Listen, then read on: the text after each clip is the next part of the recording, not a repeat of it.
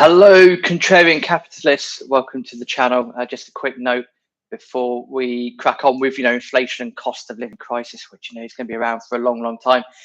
Please do hit the like button, the subscribe button if you're honoured, to start building up that loyal following. Got to do it at an early stage as well. And I did say this in the last video, just wanted to shout out to people who I admire, that I'm following, trying to follow in their footsteps. People like Robert Kiyosaki, Rich Dad, Poor Dad, especially George Gammon, the Rebel Capitalist. I love listening to his channel. His content's fantastic. Jeff Snyder, Jim Rogers, all those sorts of people. I've really, in the last couple of years, got into reading and studying them. And from there, looking at various websites, Zero Hedge, Mike Maloney, Gold Silver is another one. Just want to give a shout out to them. They're the sort of people that I'm looking to emulate, doing the Contrarian capitalist. So here in the UK and worldwide, it's fair to say we've got a cost of living crisis, and inflation at the time of doing this is 9.1% here in the UK.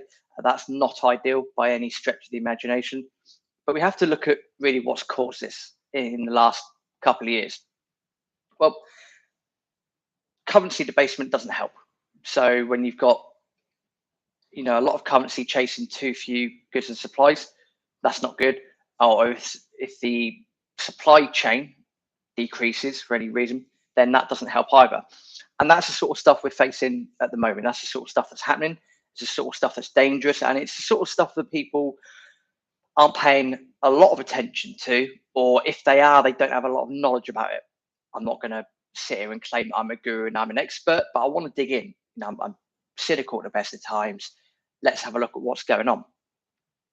Well, let's roll this back a couple of years. So this virus thing comes along and we get locked down. People are told stay in your homes, do this, do that, etc., etc., etc. Off the back of that, mainly following the idea of the Federal Reserve, they started printing a lot of dollars for stimulus checks. Over here, Bank of England started doing the same thing as well. Started producing, currency to support furlough and all these other schemes, get people to work from home, that sort of stuff. Of course, what they've done at the same time is they've not increased goods or services. So they've not increased the supply of goods or services. So you've now got a lot of extra currency floating around the market. Supply's not changed. If anything, it's probably decreased because of supply chain issues. And then demand would have increased as well. Now that leads to inflation generally. That's why we've seen prices go up. That's why we're having this cost of living crisis. There were talks last year or 2020, 2021 about, it's transitory. It's not gonna, it's not going to be around for a while. Well, actually, if you have a look at 1970s, look at oil, and look at everything that was happening then, there's a lot of parallels here. That's what concerns me. Now, I wasn't around in the 1970s, but listening to people that were, even speaking to parents who were around in the 1970s, they said it was pretty much chaos. All this stuff going on in Iran, Iraq, that part of the world, oil, petrol, fuel, just going through the roof. Expenses very high, not very good at all, not ideal. And there's a lot of similar patterns today. The challenge that we've got is it's not going away anytime soon. And the reason for that is, for some reason, people have got it in for oil and gas at the moment. And I'm going to try not generalize everyone here. I'm going to try and be as politically neutral as I can on the channel. That's going to be difficult for me, but I'll try my best nonetheless. The challenge that you've got with a lot of people that like green energy, for example, is that at the moment with green energy, it's a lot of, it's electricity, solar, that sort of stuff. Well, okay, but the infrastructure is not in place at all. So the infrastructure is not in place. It's very difficult to transform from oil and gas over to electric and solar. The other challenge you've got with oil, I'm going to guess that most people associate oil with, the fuel you put in your car. Understandable, but remember, oil is used in a vast array of activities, plastics and so forth. So we've got the greenies, and we've got people, the climate warming people. Maybe they're funded by the World Economic Forum. I don't know. I need to dig into the WF a little bit more. I'm going to listen to a bit more Russell Brand, I think. about that and a bit more George Gammon, try and dig my head around Klaus Schwab. But anyway, they want electric, they want solar. Now, if you mention nuclear to a greenie, they will probably spontaneously combust at the thought of that. Nuclear, I've got friends that work in the nuclear sector. I've got one that works for an electricity company here in England, and they both say the same thing. Nuclear is an answer. It's a very pragmatic answer. Yes, when nuclear goes wrong, it goes wrong. Absolutely. I think we can all admit that. We can all understand that and respect that. We get that. But nuclear is an answer. The challenge that the government have here, and probably a lot of governments around the world, is that over the course of the last 5-10 years, probably longer, they've neglected various sectors. So, for example, coal, oil, gas sectors. We've got a bunch of oil in the North Sea. We do produce quite a few barrels, but we've not increased supply. And if you're looking to increase the supply of commodities, it doesn't happen overnight. It's not like currency printing. You're just printing, and it's created straight away. If you're trying to bring an oil well on or an oil rig on, I imagine that takes a lot of time. There's going to be paperwork. There's going to be a lot of bureaucracy involved. You might have to bribe a couple of people to get it on. So it's very difficult in terms of commodities to just increase the supply very quickly. You've got to. It's like that meme with the iceberg, isn't it? And you can see the tip of the iceberg above the water, but underneath it's a vast array of ice. It's the same here when you're bringing on these supplies. So that's difficult. So we've got the situation where people have been locked up for a little while. Obviously, we're now out and about and trying to live normally as we can. Okay, great, fantastic. That's a good start. But then we've got this, climate change eco people that are going on about, oh, the world's heating up, and we need to move away from gas, we need to move away from oil, and all that sort of stuff. And then all of that's happening, and then Russia goes and invades Ukraine. Now, this isn't going to be a video on that. I don't, I do condone what Russia is doing, absolutely.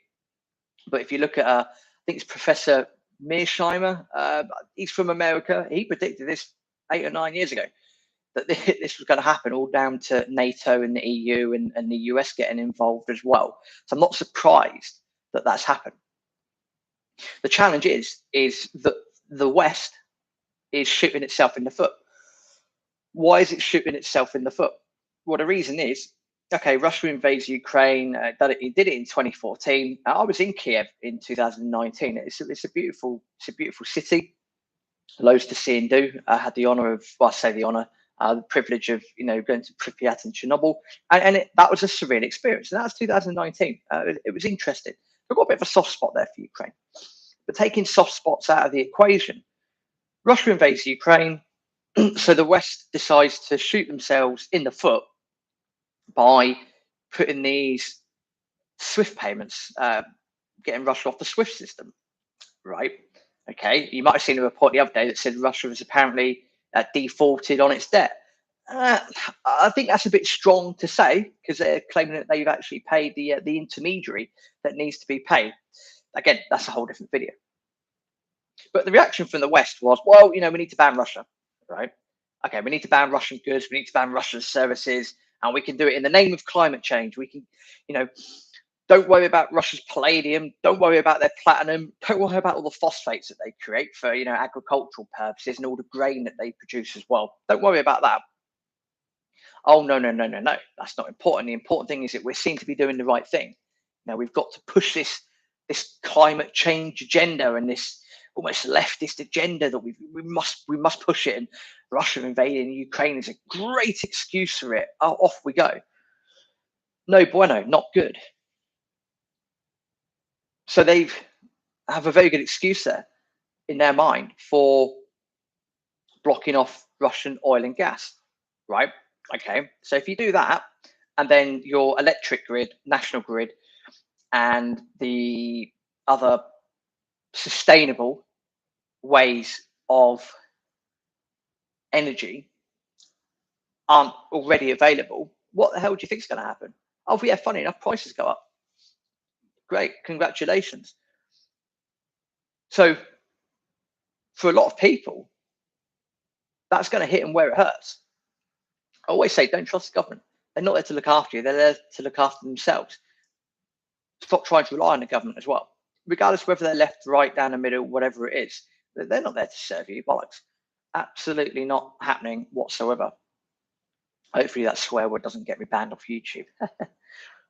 So the West is shooting themselves in the foot. And, it's funny watching America sort of explode. But it's also quite sad at the end of the day. Here in England, on our part of the Great Britain, United Kingdom, insert what you want to call it here, we're shooting ourselves in the foot as well. Cost of living crisis is going to be around for a while. Inflation is going to be around for a while. Now, we've been printing off various checks as well for people over the last couple of years, furlough currency and things to help subsidize people. Again, not ideal at all. At some point, the economy, people are going to realize they need to go out and do some work or invest in assets. You can do that. But the point is, we're shooting ourselves in the foot. The other challenge that you've got with that is that the balance of power is now shifting globally. So the balance of power is now shifting because what Russia's doing, if you've read anything in the news at all, that Russian exports in terms of dollar value, they're through the roof. Why are they through the roof? Two things. Number one, if you look at various stats, China and Russia have been building up their gold reserves. And funny enough, most things always come back to gold. China and Russia have been building up their gold reserves over the last 10 years or so. The good old United Kingdom, we decided to get rid of our gold reserves in the late 90s. Not ideal. Hindsight, probably a bit of a bad decision.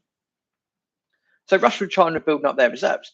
Now, if Russia's not able to sell its oil and gas and natural resources to the West, okay, they're not going to stop production. Why? Because their neighbors, China, India, they'll have the oil. Absolutely. So they're going to be buying discounted oil from Russia. They might then, I don't know, rebottle it or do whatever they refine it or do whatever they need to do to it, and they might sell it to us. So Russia's not losing out at all. And of course, when you're playing around with supply and demand, that price of oil has gone from $30 to $130, whatever it is, a barrel. So they're not losing out at all. We like to think they're losing out. Absolutely. And this is where the political perception comes in. We like to think they're losing out. Actually, no, they're probably gaining a lot from this as well. Yes, when the ruble was banned a little while ago, yes, it spiked down. Of course it did. But if you look at a graph, actually, it's beyond where it was, I think, in February. I haven't figured out how to do a live stream and YouTube at the same time. If anyone knows that, YouTube, put it in the comments. I'd be interested to know. So the ruble's corrected itself anyway. That's what happens when you get free markets doing what they need to do. Point being, we're all shooting ourselves in the foot and people aren't seeing it. And the duty that I feel I have and that I want to, share more is educating myself about this even more. Absolutely. And if what I say could be of value and is of value to people that are listening to the channel, to this video, that's the whole purpose. That's my drive. That's my determination. There's too much BS out there, and I want to sort that out. I want to cut the wheat from the chaff, so to speak, as well. An interesting article I read going back onto oil. US got some of the largest, had some of the largest oil reserves in the world. Biden comes in. I think it's the Keystone Pipeline. I think it was. Stops that being built, and then of course they shot themselves in the foot. They've depleted their oil reserves significantly as well, according to reports. All because of this, eco agenda that's being pushed on to citizens of the world. Again, not ideal, and Americans are suffering from that. I still laugh at $6 a gallon for gas. I mean, that's nothing in comparison to what we've got over here. We're talking at nearly £2 a litre. I don't know what that conversion is. It might be about $10, $11 a gallon of gas. Not ideal at all. But all of this being said, the article that I read was basically saying that if you're an oil company, and there's been a lot of oil bashing over in the United States, if you're an oil company, the government don't really want you to operate anyway. And then the government's having a go at you for making profits, but ignoring the fact that most oil companies made heavy losses in the previous year anyway. Again, it's amazing how the media can spin these things. But if you're looking at making an investment, okay, and you know that the government doesn't want you there anyway, are you really going to make that investment? If you're a hedge fund manager and you're sat there with, £10 million, and you had the option to invest in, I don't know, some oil rigs or whatever, but in 5 years' time, it's quite possible that the government's then going to pull the plug on it anyway. I don't know about you. I wouldn't invest in that. And that's the thing. Everyone is creating a rod for their own back at the moment by being, in all fairness, utterly stupid. And the thing is, this stuff happened before. Economically, this stuff has happened before. If you look at currency debasement, coin clipping, all those sorts of things, it's study the history of currency and what I like to call God's money, gold and silver. This stuff's happened before, and it will happen again. It's just a cycle. It will rinse and repeat. That's what will happen. But 9.1% inflation, that's where we stand at the moment in the UK. It's not ideal. Yeah, cost of living crisis, gas going up, oil going up, electricity bills going up, everything's going up, food's going up. There's going to be food shortages. It's pretty much, it will be pandemonium. And if you can see a few months ahead, maybe even a year or so ahead, you can see what's coming around the corner, and it's probably going to get a lot worse, I would imagine. That's where we're at in the UK. As always, I'm going to do my best on this YouTube channel to give as much quality information and content as I can and get things off my chest.